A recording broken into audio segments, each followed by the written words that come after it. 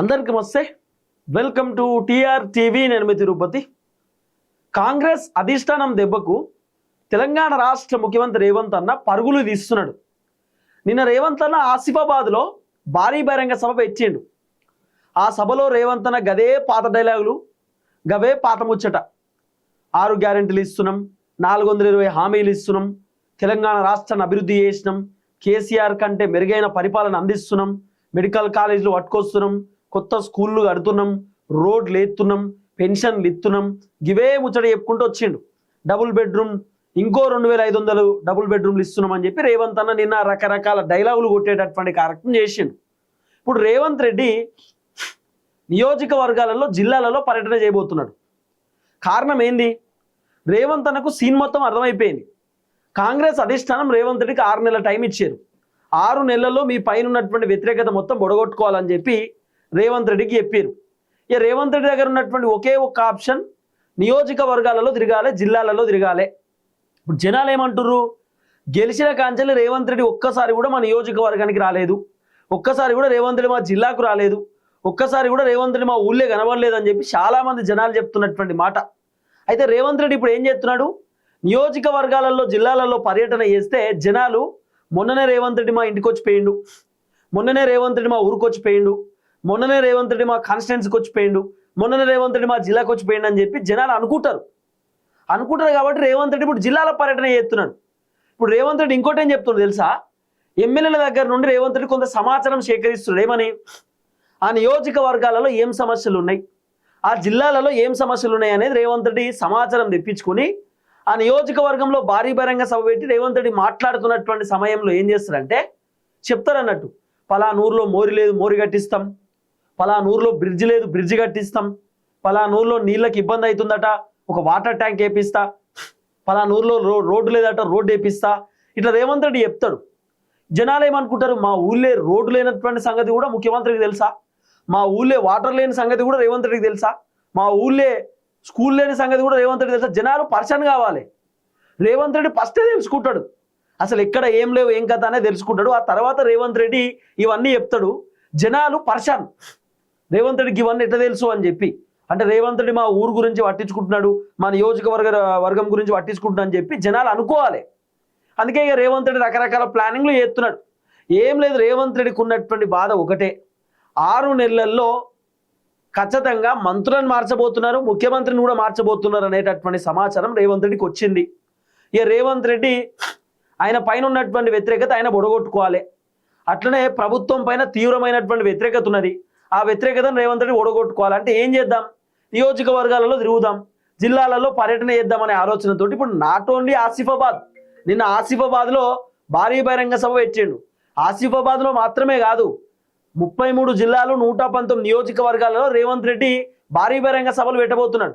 ఆ సభలలో మొత్తం కేసీఆర్ తిట్టుడే. మళ్ళా కేసీఆర్ ఏం చేయలేదు, మొత్తం మేమే చేస్తున్నాం, కేసీఆర్ అప్పులు చేసిండు, అప్పులకు వడ్డీలు కడుతున్నాం, గివే డైలాగులు చెప్పేటటువంటి కార్యక్రమం చేస్తాడు. ఈరోజు రేవంత్ రెడ్డి, ఈరోజు తెలంగాణ ఆవిర్భావ దినోత్సవం కదా, ఇలా మనం తెలంగాణ సాధించిన రోజు, తెలంగాణ పుట్టినరోజు. అయితే రేవంత్ రెడ్డి పరేడ్ గ్రౌండ్ దగ్గర ఇలా ఒక సభ పెట్టిండు. ఆ సభలో రేవంత్ రెడ్డి ఇంకా 5 పేజీలు చదివేది ఉన్నది. ఆయన తెచ్చినటువంటి స్క్రిప్ట్ 5 పేజీలు చదవాలి. 5 పేజీలు చదవకంటే ముందే రేవంత్ రెడ్డి అలా ఏం చేస్తాడు? బాగా ఎండగొడుతున్నది, ఈ ఎండ తీవ్రత చాలా ఎక్కువ ఉన్నది, జనాలు ఇబ్బంది పడుతున్నారు, జనాలు బాగా సఫర్ అవుతున్నారు, ఎండకు జనాలు మాడిపోతున్నారు, నాకు కూడా బాగా ఎండ తగులుతుంది, నేను వెళ్ళిపోతా అని చెప్పి 5 పేజీలు చదవకముందే వెళ్ళిపోయాడు. అంటే ఏం భారీ బహిరంగ సభలు ఇవి?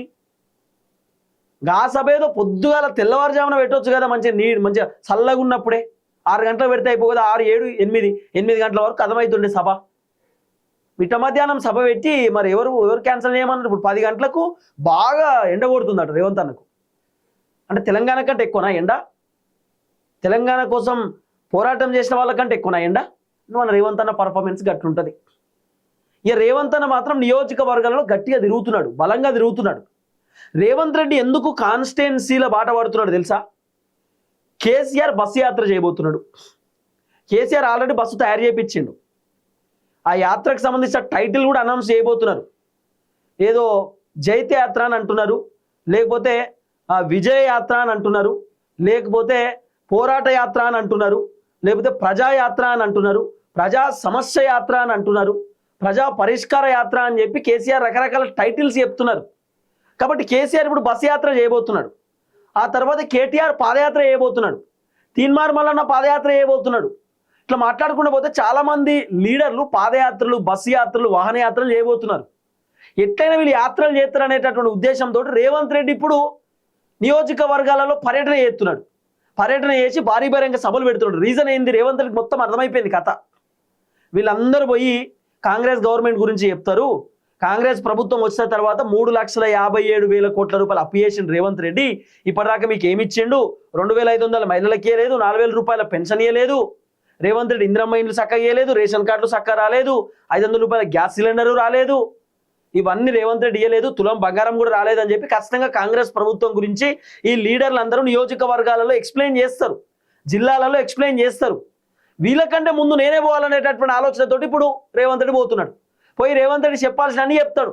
అవసరం అనుకుని రేవంత్ రెడ్డి నియోజకవర్గాలలో గిట్ల కూడా అంటాడు.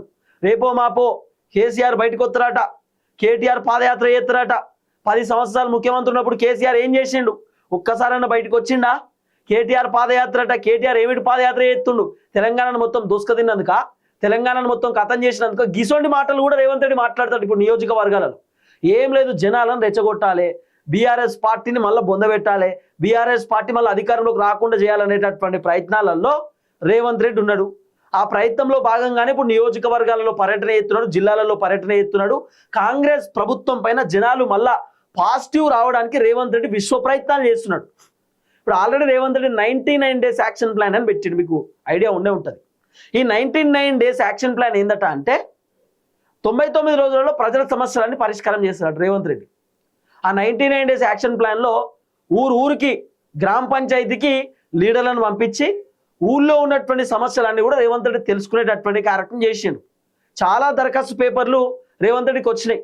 ఆ దరఖాస్తులన్నీ రేవంత్ రెడ్డి దగ్గరికి వస్తే రేవంత్ రెడ్డి కాన్స్టిట్యున్సీలోకి పోయేటప్పుడు ఇక దాని గురించి మాట్లాడతాడు. మొన్ననే మీ సమస్యలన్నీ నా దగ్గరకు వచ్చినాయి, ఒక 6 నెలల్లో మీ సమస్యలన్నీ పరిష్కారం చేస్తా, 6 నెలల్లో మీకు కావాల్సినటువంటి బెనిఫిట్స్ అన్నీ చేస్తా, 6 నెలల్లో మొత్తం మీ గ్రామాలను అభివృద్ధి చేస్తే ఈ డైలాగులు. ఎందుకు రేవంత్ రెడ్డి పదే 6 నెలలు అంటున్నాడు అంటే రేవంత్ రెడ్డికి అధిష్టానం ఇచ్చింది 6 నెలల టైం. 6 నెలల టైం ఇచ్చింది రేవంత్ రెడ్డికి. కాబట్టి రేవంత్ రెడ్డి 6 నెలల్లో అన్ని చేస్తా అంటున్నాడు. 6 నెలల్లో రేవంత్ రెడ్డి పైన ఉన్నటువంటి వ్యతిరేకత ఒడగొట్టుకోకపోతే రేవంత్ రెడ్డి సీఎం పది కథం. 6 నెలల్లో కాంగ్రెస్ ప్రభుత్వం పైన ఉన్నటువంటి వ్యతిరేకత ఒడగొట్టుకోకపోతే కాంగ్రెస్ ప్రభుత్వంలో ఉన్నటువంటి మంత్రులు కథం. ఈ బాధతోటి రేవంత్ రెడ్డి ఆగమాగం అవుతున్నాడు. ఉకుడే ఉరుకుడు పరుగులు, జిల్లాలో పర్యటనని, నియోజకవర్గాలలో పర్యటనే.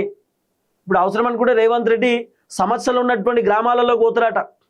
గ్రామాలలో పోయి జనాల పరిస్థితి తెలుసుకుంటాడట. ఇప్పుడు డైరెక్టు చెరువుల కాడికి పోతాడు. చెరువులు ఎట్లా ఎండిపోయినా ఏం కథ చూస్తారట. ప్రాజెక్టుల కాడికి పోతారట, ఎన్ని నీళ్ళున్నా ఏం కథ చూస్తారట. లేకపోతే పొలాలకు పోతారట. రేవంత్ రెడ్డి కల్లాల కాడికి తిరుగుతారట. ఇది పెద్ద విచిత్రం. ఇప్పుడు కల్లాలలో వడ్లు కొనందే రేవంత్ రెడ్డి ప్రభుత్వం, రేవంత్ రెడ్డి కల్లాల కాడికి పోతారట. నిన్న ఒక అన్న నాకు ఫోన్ చేసిండు. ఒక అన్న ఖమ్మం నుండి వరంగల్ ఒక మిల్లు కాడికి ఆయన వడ్లు తీసుకుపోయిండట. వడ్లు తీసుకుపోయిన తర్వాత ఒక 4-5 రోజుల తర్వాత అన్లోడ్ చేసిరట. వడ్లు కాంటా పెట్టిరట. ఆఖరికి ఆ అన్నకు పేమెంట్ రావాలి. ఆ వడ్లు కొన్నారు, పైసలు పడాలి. పైసలు వేస్తున్న టైంలో ఆ మిల్లుకు సంబంధించిన ఓనర్ ఆ అన్నకు చెప్తున్నాడట, కింటానికి 10 కిలోలు కడి చేసినాం, తరువు తీసినాం, ఆ వడ్లు మంచిగా లేవు అని చెప్పి అన్నకు చెప్తారట. ఆ అన్న ఏమంటూ నాకు ఫోన్ చేసి, అన్న ఖతర్నాకు వడ్లన్నా, కావాలనే ఆ మిల్లర్ ఓనరు మొత్తం వడ్లని కథం చేసిండు. కింటానికి 10 కిలోలు పేమెంట్ ఇచ్చేటప్పుడు ఆ కాంటా దించినాక, అంటే వడ్లు దించినాక కాంట వేసేటప్పుడు చెప్పలేదట. కాంట వేసిన తర్వాత పైసలు వచ్చే టైంలో 10 కిలోలు కడి చేసినామని చెప్తున్నారట. దొంగలు తయారయ్యారు మొత్తం దళారులంతా. వడ్లు కొనేటోళ్ళు ఒక్కొక్కరు దొంగలు తయారయ్యారు. దోసుకుంటున్నారు, రైతుల దగ్గర దోసుకుంటున్నారు. 10 కిలోలు కట్ చేయడం ఏందండి కింటానికి వడ్లు? ఎవరెవరైతే 10 కిలోలు కింటానికి వడ్లు కడియేస్తా ఉన్నారో మీ లిస్టు మొత్తం తీస్తున్నా, మొత్తం లిస్టు తీస్తున్నా, మిల్లు ఓనర్లకు చెప్తున్నా. మీరు అనవసరంగా ఇష్టం ఉన్నట్టు రైతులను ఇబ్బంది పెట్టుకుంటా వడ్లు కడియేసుకుంటుంటే చూసుకుంటుండేది లేదు. మొత్తం లిస్టు తీస్తున్నాం. మీ అవినీతి బండారం మొత్తం బయట పెడతా, మీ అక్రమాలు మొత్తం బయట పెడతా. ఖచ్చితంగా చెప్తా ప్రభుత్వానికి మీ కథ అంతా. విత్ డాక్యుమెంటరీ ఉన్నాయి నా దగ్గర, చాలామంది పేర్లు ఉన్నాయి లిస్టులో.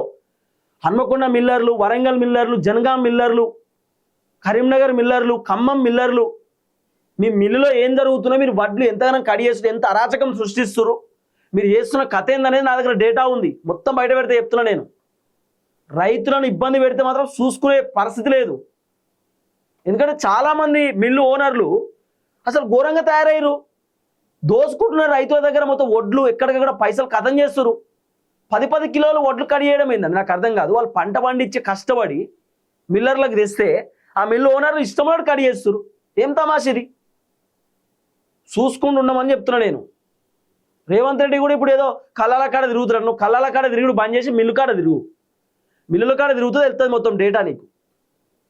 ఏం లేదు, రేవంత్ రెడ్డి సింపుల్ అధిష్టానం దెబ్బకి ఇప్పుడు ఉరుకులు పరుగులు అంతే. ఈ నియోజకవర్గ పర్యటన, జిల్లాల పర్యటన ఆయన పైన ఉన్న వ్యతిరేకత పొడగొట్టుకోవడానికి తప్ప అంతకు మించి ఏం లేదు. అందుకే ఇప్పుడు కొత్తగా కొన్ని తీసుకొస్తున్నాడు కదా, 6 నెలల లోపే కొన్ని హామీలు పట్టుకొస్తున్నాడు రేవంత్ రెడ్డి. 6 నెలల లోపే రేవంత్ రెడ్డి కొన్ని స్కీములు అట. ఏందా స్కీములు అంటే 2500 రూపాయలు మహిళలకు ఇస్తాడట రేవంత్ రెడ్డి. సర్వే చేపిస్తున్నాడు. 4000 రూపాయల పెన్షన్ గురించి సర్వే చేపిస్తున్నాడు. ఈరోజు పెన్షన్లు పడబోతున్నాయి. 2 లక్షల మందికి 4000 రూపాయల చొప్పున ఇవాళ పెన్షన్లు పడబోతున్నాయి. ఒంటరి మహిళలకి ఇలా పెన్షన్లు రాబోతున్నాయి. వృద్ధులకు, వికలాంగులకి ఇలా పెన్షన్లు రాబోతున్నాయి.